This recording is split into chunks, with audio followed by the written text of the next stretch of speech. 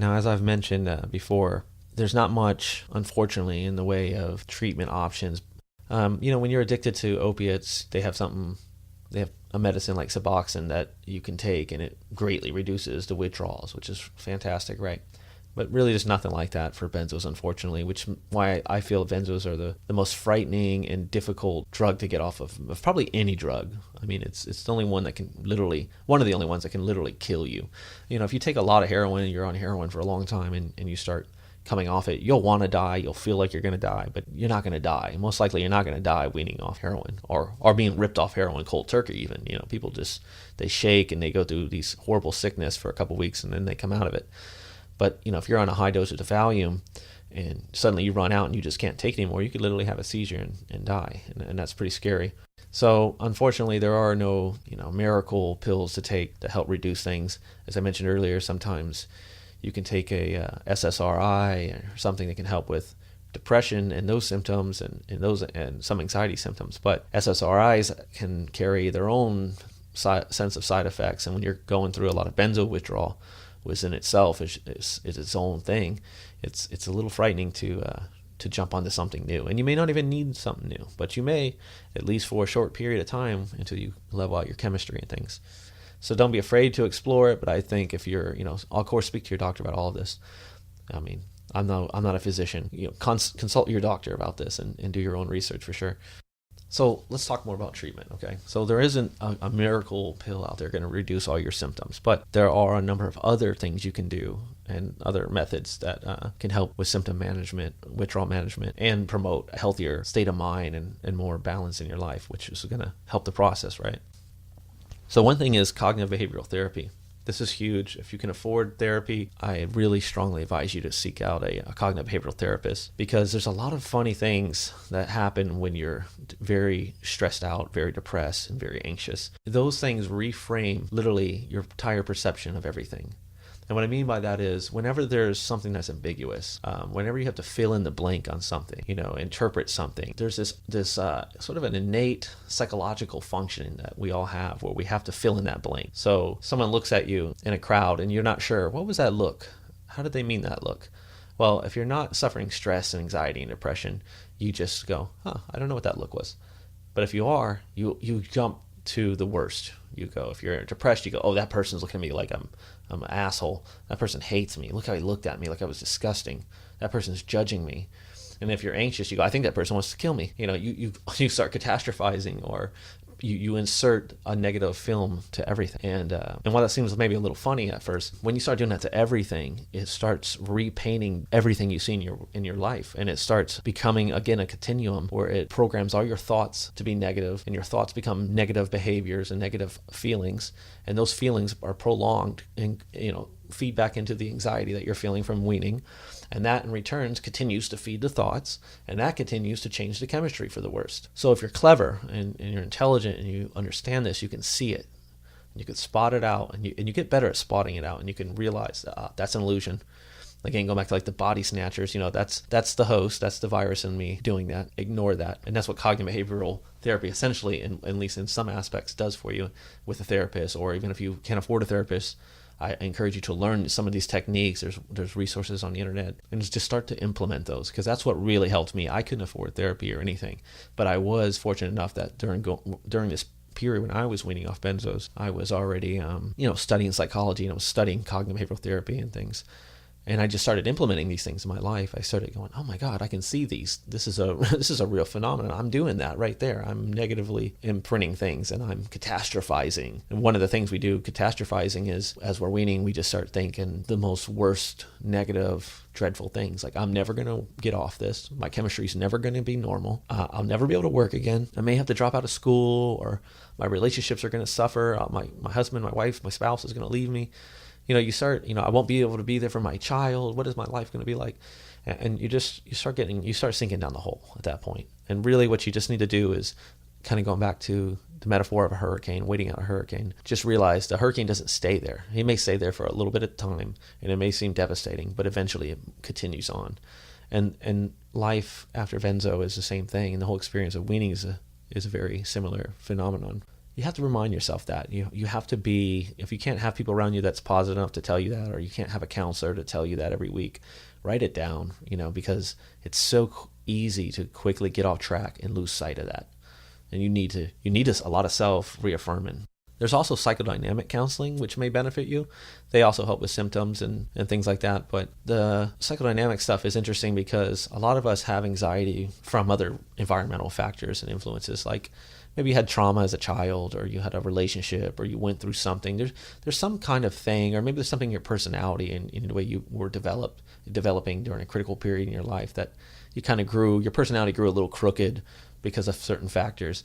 And while we like to say we are the best people to know ourselves and to treat ourselves, and to a degree that's certainly true, we're also the last people to see things in ourselves and our flaws, because our personality has a set of defense mechanisms that are essentially like blinders. They turn us on to they try to protect our feelings by blinding us to things about us that we'd rather not see. And it's kind of like considerately killing us, it's considerately harming us with the best intentions, but at the same time, it's hurting us at the same time. It's kind of a bad relationship, So having an outside perspective, someone that's trained with a real sense of science, or a sense of philosophy of how to get through and experience those things and help us, process them and whatnot, can really be healing and transformative for us in a long, like transformative your whole life. Not just it helped me while I was going through this thing, but it transformed everything in my life, because this thing was causing me not to make meaningful relationships, or whatever your pattern was, And this stuff can be healed, it really can be healed. It's you're not just a victim of what happened to you. You can heal. This ain't gonna happen overnight.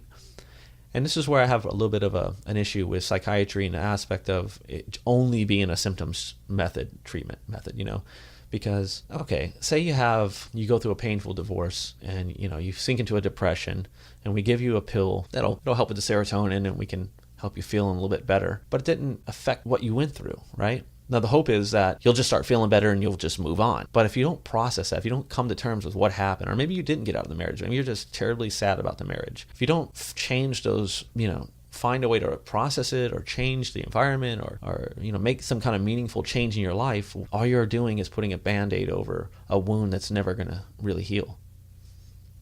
So really, and that's not condemning psychiatry, I'm just saying it works best in a lot of cases, most cases probably, when you have a mixed methods approach, meaning you address the biological things, but you also address the psychosocial and behavioral components of these problems too, So seek counseling. And if you can't, this is a situation that you're in you're going to have to become your own advocate and your own therapist in a sense, if you can't afford one.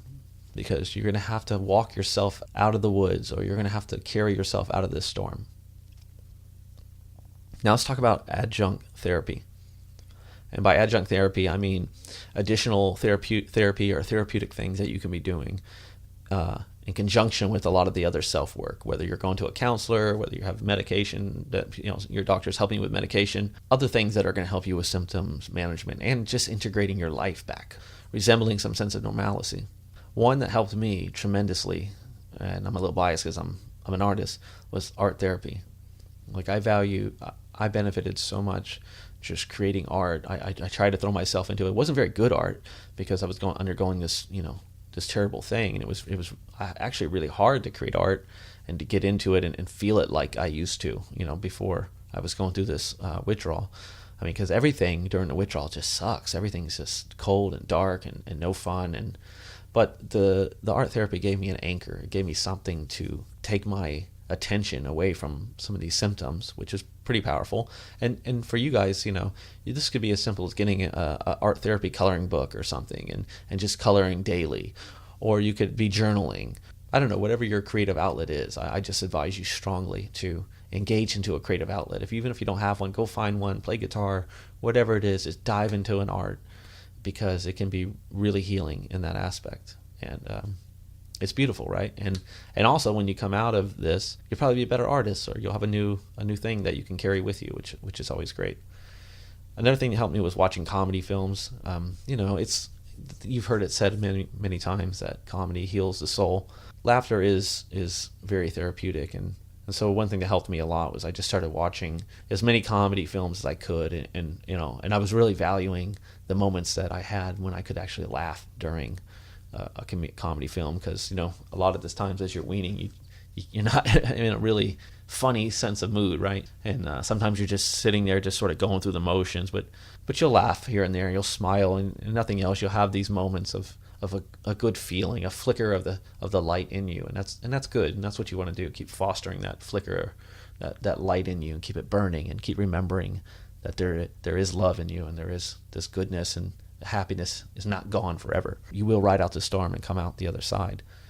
Another area which I advocate probably the most is exercise, even if it's just going for a walk. Exercise, and many studies have proven this over the years, scientifically proven this, that exercise has wonderful benefits on our neurochemistry, in our bodies in general. Exercise definitely has a positive effect on mood, especially anxiety and depression.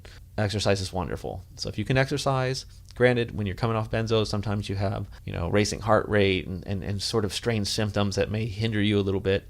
But when you can exercise, go for it. And if you can exercise hard, if you're in that kind of place, the better you exercise, the more relief you're going to get, and stick with it,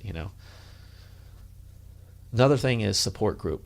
Support groups are so critical to healing from any drug, because it's really hard to do this alone. Some of us won't have support groups. And if you don't have, meaning like family, friends, spouse, whatever, and if you don't have that, there's support groups online, which I found really helpful. With other people going through it, encouraging stories, they're just wonderful support group, people that write you and ask how you're doing and give you advice on things. And when you start feeling too dark and gloomy and like this is never going to end, they're there to remind you that, this is going to pass, this too shall pass. And you can find those online. There's a number of benzo support groups out there. And another area which worth mentioning is actually really important, and if you're going to a therapist, they can help you with this. But if not, this is going to be very important to life after a benzo, and that's exploring your unconscious trauma or the problems that got you, that are correlated or related to your anxiety. But exploring these things without too much commitment or too much investment in the emotion, because as I said earlier, your depression, anxiety kind of put a negative film on things, and sometimes when you're exploring these things, you'll overemphasize these elements because of all the symptoms that you're going through. You'll start, this is why this is happening to me, and you don't want to put too much interpretation on it. You just but you want to start to get a sense for certain things in your life, because one side effect of coming off benzos, especially life after benzos, is whatever problems you had prior, they come back, because the benzos sort of numbs you to your problems. They take away the fear and the anxiety and the worry and the stress. They sort of just put a blanket over all those things. And stress is not a bad thing entirely in itself. Stress was a very evolutionary byproduct that facilitated our survival by allowing us to know when there was danger, so that way we can adjust our behavior and our environment in some way to protect ourselves from danger. And a base level, that's running from a predator. But in a psychological cognitive affective model, it's relationships, it's abuse, mental trauma, it's other things. It's not being happy where you are. It's things like that may seem very small at first, but can really build a giant wall over time. So my advice is to sort of, and this can be helpful when you're journaling, get an idea of these things and just sort of know they're out there. Like you're in the middle of a storm and you're trying to identify these things, but you're not trying to play, Sigmund Freud with yourself. You just want to acknowledge some of these things that you might have to work with later. And if you can do some personal work in the meantime, maybe you have some personal revelations that are transformative and healing for you, hey, that's great.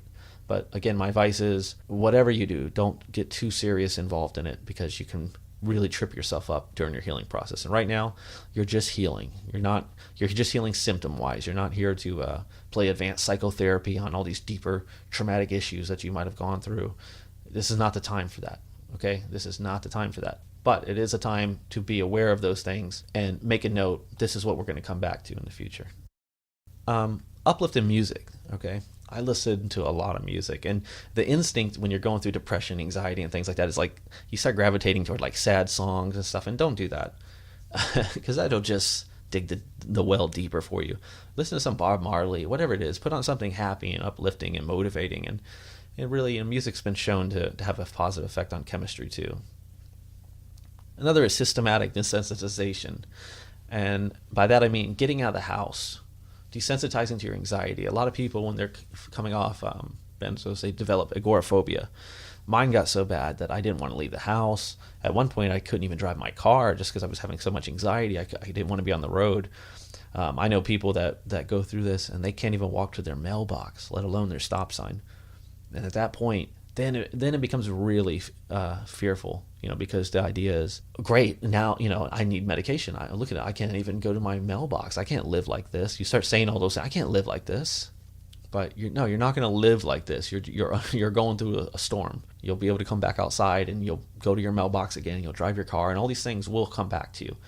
But there is a phenomenon that after even you're done weaning, as I said before, that there's a continuum between chemistry and thoughts, that you can get into a cycle, a cycle here, where even after you're completely done weaning and you're all done, you still have this sort of lingering agoraphobia, meaning you can't leave your house, or just lingering social anxiety. And that's going to take some work. And that's why during the process of weaning, I'm so big on advocating doing the hard work, meaning get outside, go for walks, get out of your comfort zone. I know it's going to be hard, but it has positive effect of your healing, not just during the symptoms of things, but life after too. It's going to have a lot of tremendous healing effect. So as hard as it is, even if it's just every day you walk to the stop sign and back, do that every single day, multiple times. You have a corner store, walk to the corner store. You know what I mean? Get out of your house, go sit in nature, get out of your house first of all. Sit in nature, because again, the instinct is just to lock yourself up in a dark room and feel bad and brood and feel hopeless. And you got to change that, as hard as it is. You got to fake it to make it in this situation. And lastly, let's talk about nutrition and unhealthy lifestyles that we have to reinvent. So first, nutrition. Drink lots of water. Lemon helps with gut problems and digestive problems that I found anyway. So I drink a lot of lemon water. Water is good in general. It just flushes the system. There's no caffeine in it, no impurities. It fuels and feeds and nourishes every cell in our body. So water is good. Water is life. Drink water. Fish, omega-3s. I ate a lot of fish, a lot of salmon.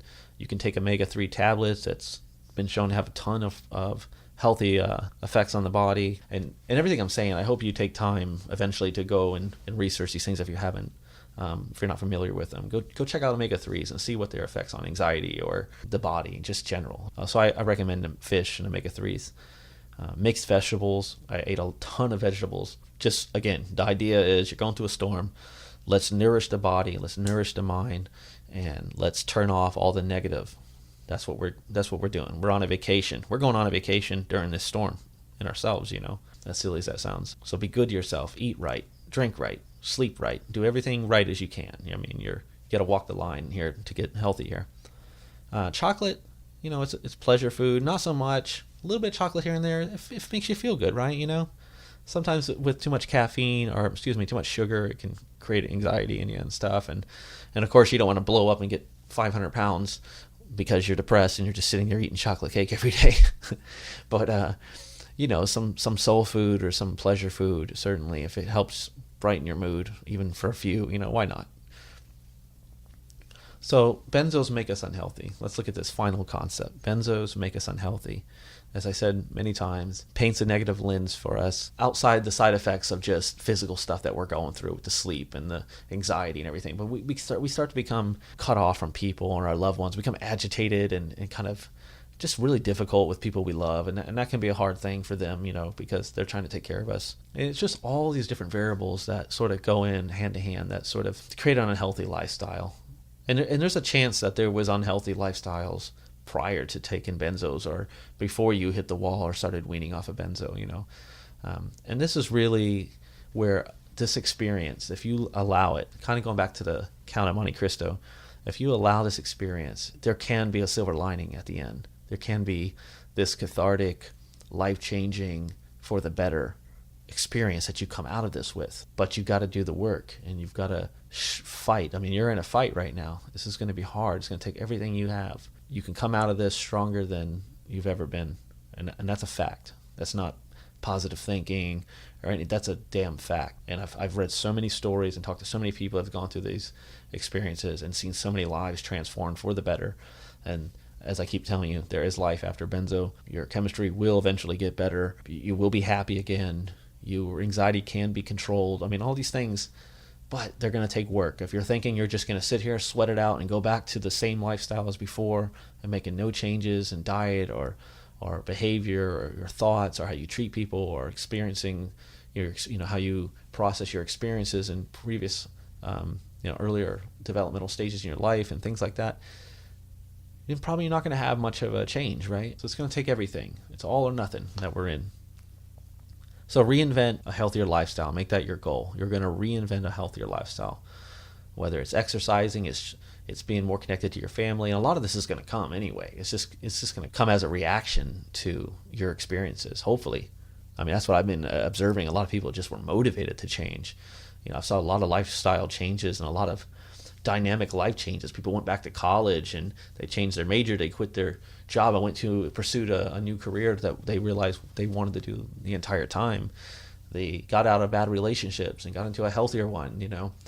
They healed themselves with past family that maybe they hadn't been speaking to, and there was all these changes, and they're all waiting for us, right? They're all there to be embraced. So I encourage you to embrace that without rambling too long here.